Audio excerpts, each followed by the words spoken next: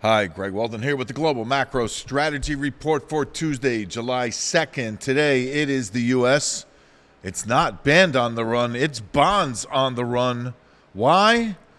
And especially we ask why when we look at more horrific macroeconomic data and it's permeating every little slice of the economy here. The tentacles are wrapping around every little sector and starting to squeeze because monetary conditions continue to tighten.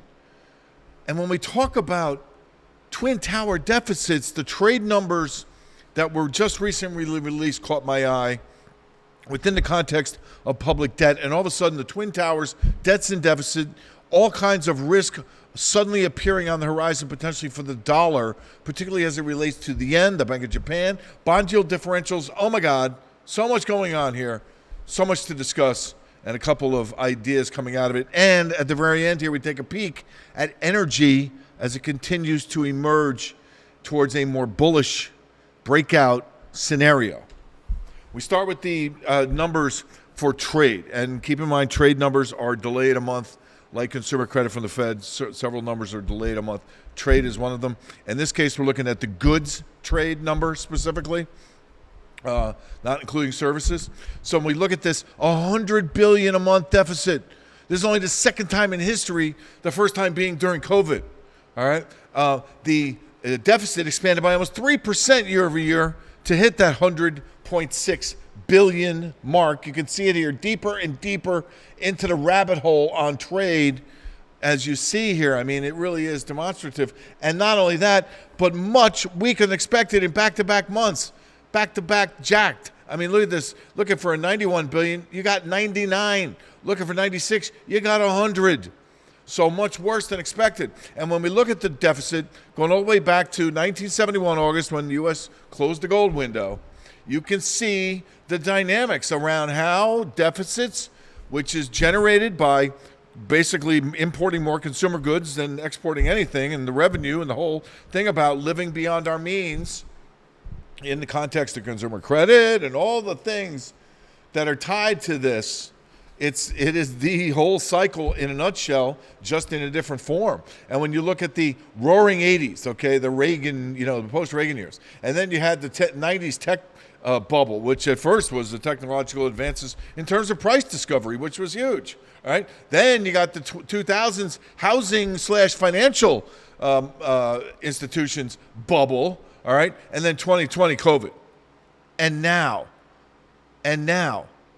here's number 5 in this wave. I mean, it's a big deal. It really is. I mean, below 100 billion. The other time was in COVID.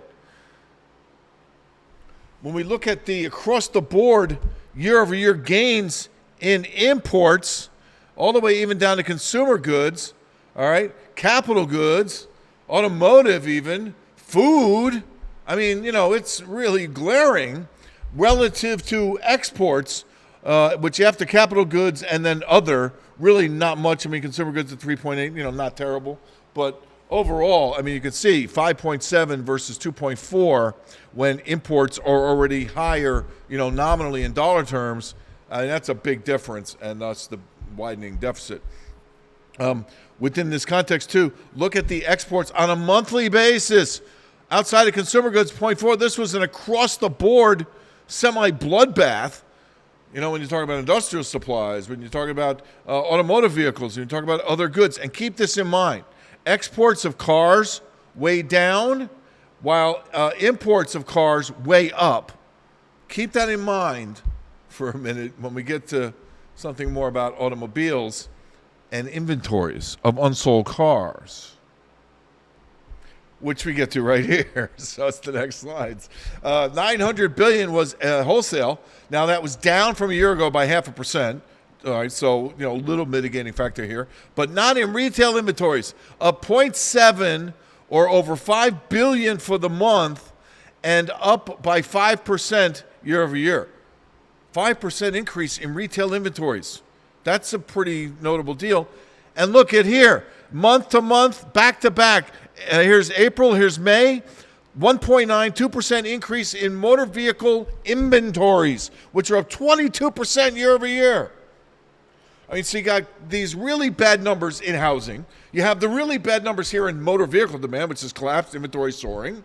All right? You're bringing the economy closer and closer to its deflationary trend with a policy that is actually tightening. We see it in retail sales. We see it in the household confidence surveys. The consumer has cocooned since March. And this is another hard piece of evidence to that fact that our imports is so high and those cars are not being sold. We're not exporting them. So that's also in supply left in the U.S. And all of a sudden you have an inventory glut of unsold motor vehicles.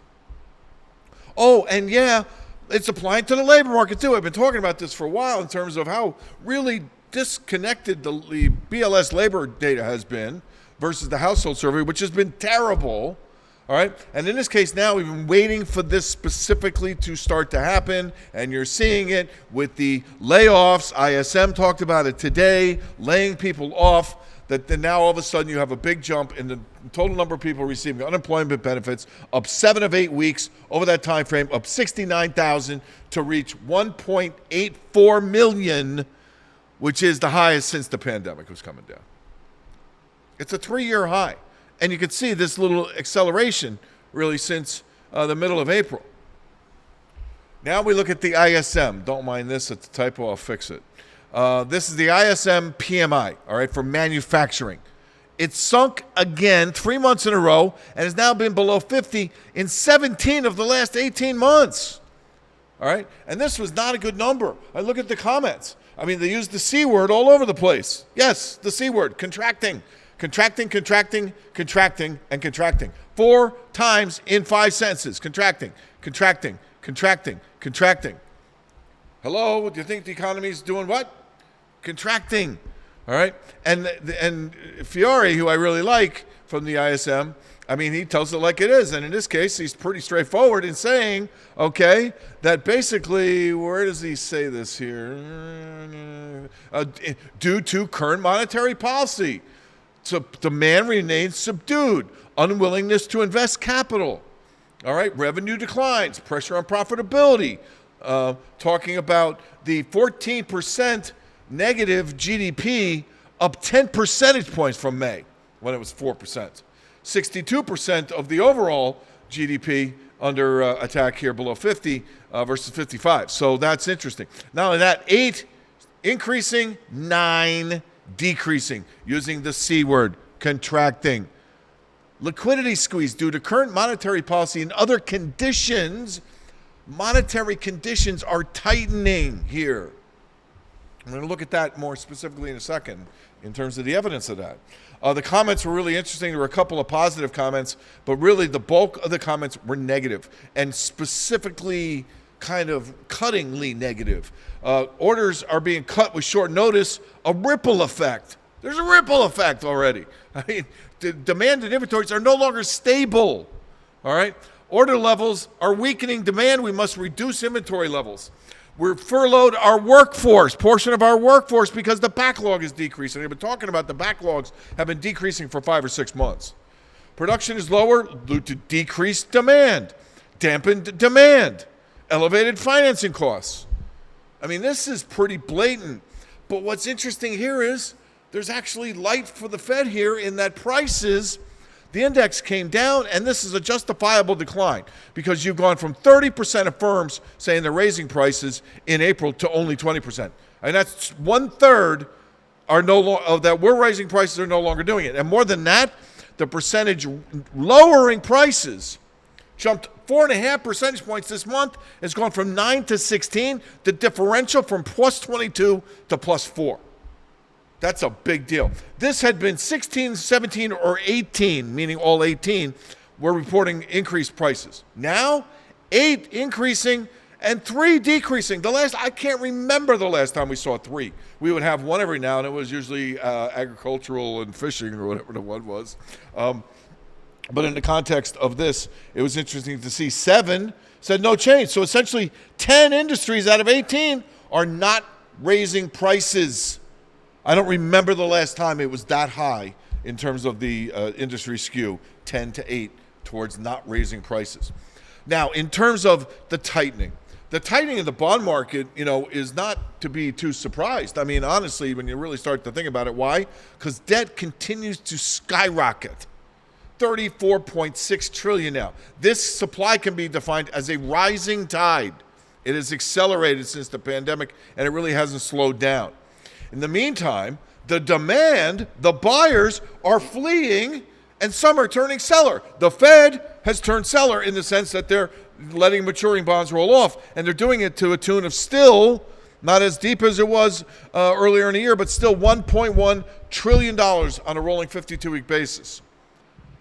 Balance sheet shrinkage here is QT. Not only that, you have potential sales from Japan. We know China's been a seller, so international sales. We got new debt that we have to sell. We have refundings, a lot of debt coming due.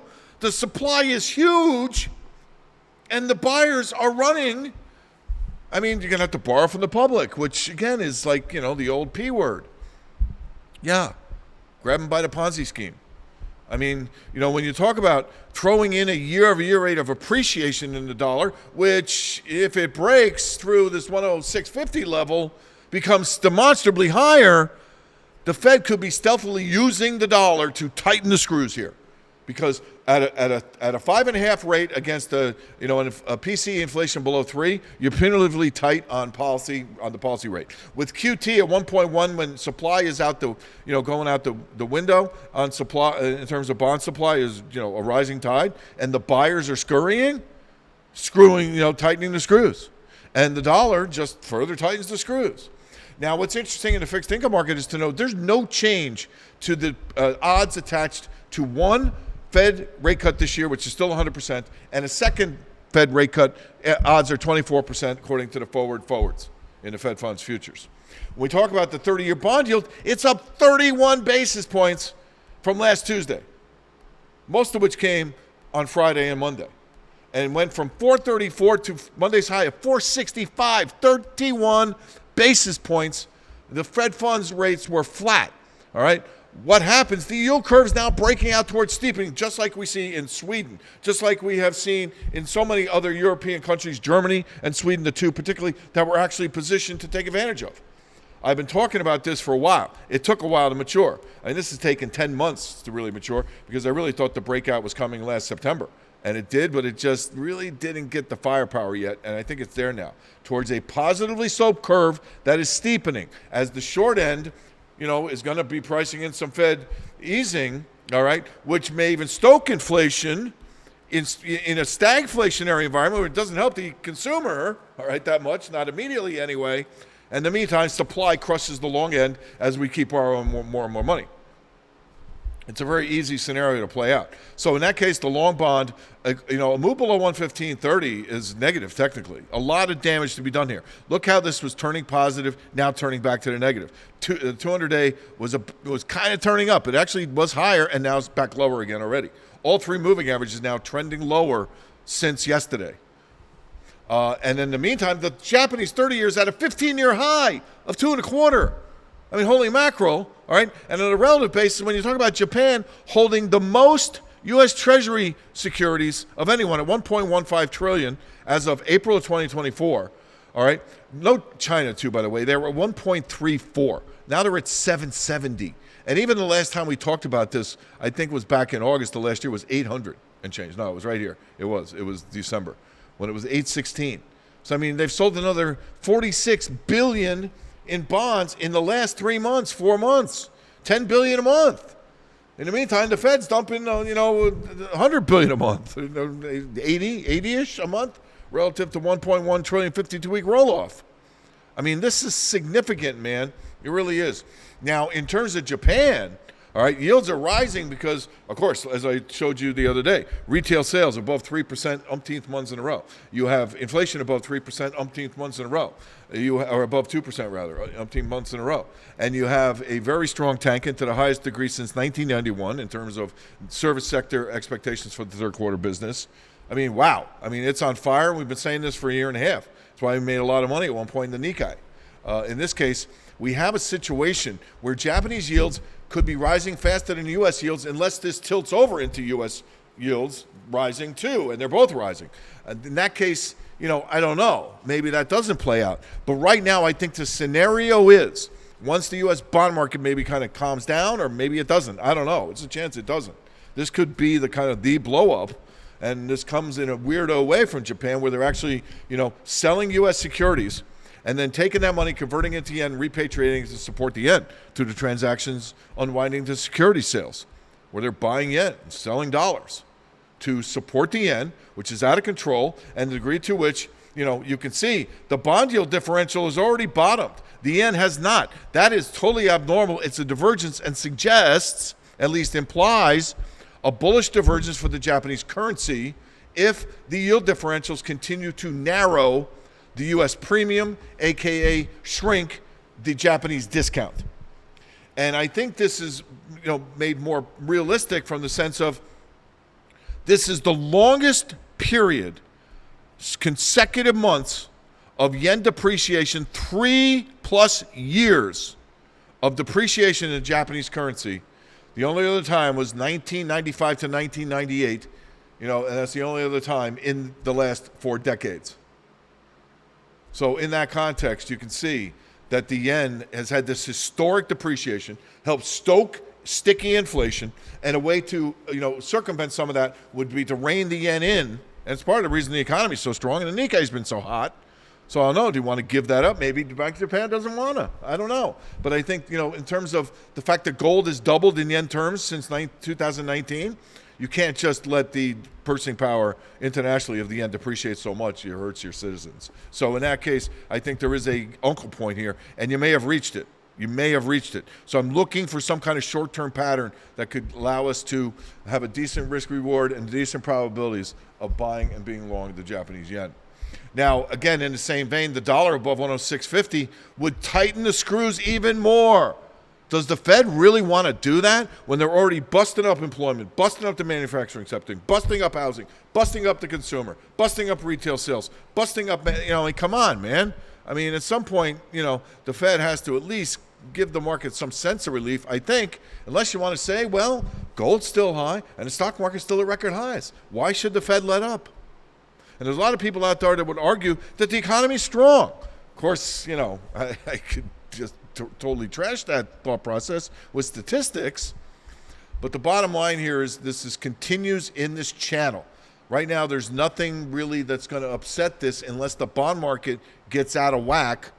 And if you hit the dollar on this, it probably boosts the U.S. stock market. And that would be interesting. And that takes us to our 25,000 target for the NASDAQ, to our 6,000 target on the S&P 500. And you can see here the NASDAQ pushing new highs. Now, if the NASDAQ got below 19,690, that would change my opinion. This is still a fatigue and really extended and extremely narrow rally in stocks that I still don't trust.